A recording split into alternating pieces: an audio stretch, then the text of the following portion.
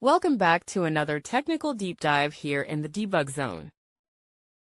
Today, we're tackling a big question and breaking it down with insights from other users.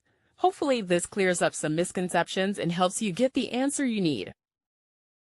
So, buckle up, stay a little curious, and let's jump right in.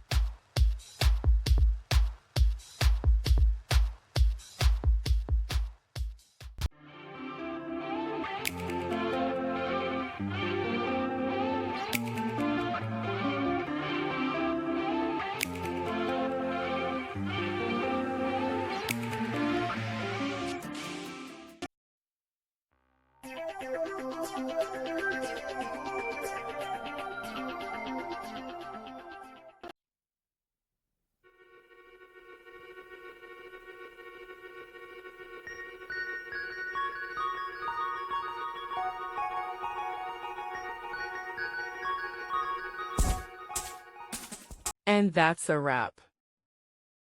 I hope you found the answer you were looking for. If you did, take a second to hit that subscribe button. It really helps out.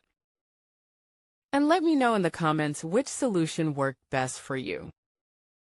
See you next time in the debug zone.